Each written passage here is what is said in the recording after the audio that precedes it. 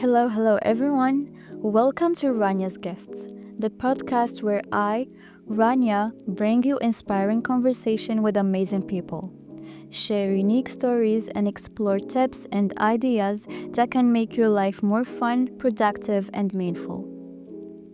Every episode, I get to sit down with someone special, someone whose experience or insights can teach us something new. And today, I'm so excited to be joined by my wonderful friend Benin. Welcome, Benin. It's so amazing to have you here, and I can't wait for us to share our thoughts with everyone listening. So grab your headphones, get comfortable, and let's jump right into today's conversation. So, today's episode is all about one of the most powerful skills you can ever learn: time management.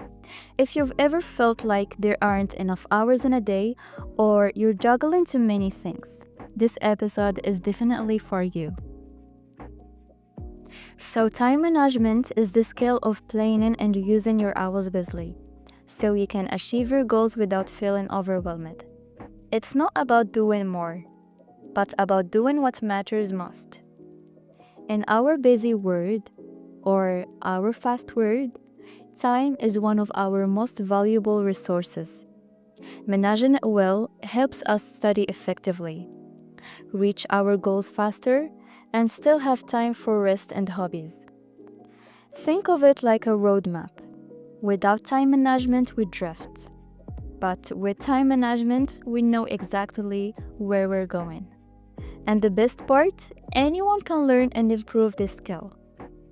So, in the next part of this episode, we'll show you how. Hi, Rania. Hello, everyone. So let's start with goals and priorities. I think we all know this feeling of being just overwhelmed, like there's too much to do and not enough time to do it, right? Um, and you just want to do everything at once and, just be perfect. And the truth is, sometimes we do have enough time, but what we don't have is clarity. So that is why setting goals matters so much. Um, so for me, goals aren't just about writing, a list and checking boxes and doing everything. It's about asking, why am I doing this? Why does it matter? What does it give me? Because without purpose, goals can easily start to feel like choices and we just lose our interest and motivation quickly. So here, one technique I really like using when setting goals is the SMART method. So you have to make your goals specific, measurable, achievable, realistic, and time bound. Um, but honestly, I think flexibility is just the most important thing with setting goals because goals can change. Life changes, our priorities change. And if a goal starts draining your mental health, or just no longer fits your values or interests, it's just completely fine to adjust it or even let go. Now, let's explore some of my favorite tools and techniques for organizing time. The first step is to capture everything you need to do: assignments, meetings, personal tasks, in one place. A planner or a digital calendar, like Google Calendar for example, is great for this.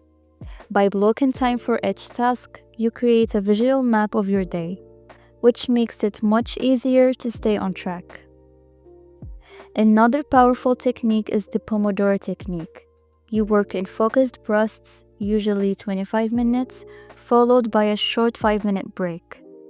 This helps you maintain energy, avoid burnout, and keep your brain sharp throughout the day. You can adjust the timing to fit your style. Daily to-do lists are also your best friend. Start your day by writing 3 to 5 main tasks you want to accomplish. By the end of the day, crossing them off gives you a clear sense of achievement and progress. And finally, use technology to help you, not distract you. Apps like Notion or even simple phone reminders can keep you accountable. The goal is to make time visible and manageable. And when you do that, your productivity will naturally rise while your stress goes down. With the right tools and techniques, time management stops being a boring chore and turns into a powerful habit that shapes your future. And I know it is so hard to let go, especially if you've wanted this thing for so long. But you have to prioritize your mental health. Talking about priorities, this is a part where most of us struggle. I mean, you can't prioritize everything at once. It's like carrying a million bags um, at once. You'll eventually drop them all, right? So I've learned to ask myself what actually matters right now, what will matter a year from now. Sometimes that means putting academic first, other times it's family, health, or even rest. So the key for me is balance. Try to make a clear list of what matters. Keep it short and give yourself the permission to say no and to rest. It's not easy, but this is where growth happens. Um, Sometimes the best thing you can do is just get on out. So it's all about balance, like I said. It's not about, just being perfect and always working hard. Now speaking of balance, let's talk about distractions because let's just be honest, they're everywhere. Our phones, social media, notifications, even our own thoughts, like for people who struggle with overthinking. Um, and I think especially nowadays, it is unrealistic to say, just get rid of those distractions. I mean, we can't. What we can do is make it harder for distractions to win. Um, and so the biggest distraction problem is procrastination, right? We all have this moments where we tell ourselves, I'll start later, and later somehow becomes never. Um, so here I want to share very helpful idea from the book Atomic Habits by James Clear. Highly recommended. If you want to break a bad habit, make it harder. Like I said. And so if you want to build a good habit, make it easier. So for procrastination, instead of just like fighting with myself and testing my willpower or relying on motivation, I try to flip the script. For example, if scrolling on my phone is too tempting, I put it in another room or turn off Wi-Fi. This tiny friction makes it harder to waste time. And at the same time, I make the good habit like, opening my notebook to study super easy.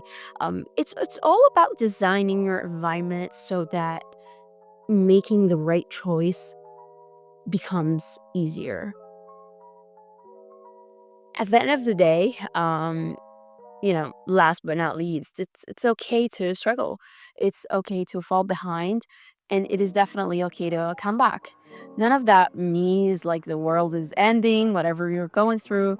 What matters is that you keep moving forward. Even if it's just in small steps, and it's important that you celebrate those little wins along the way, because those small moments are what add up to the big changes later.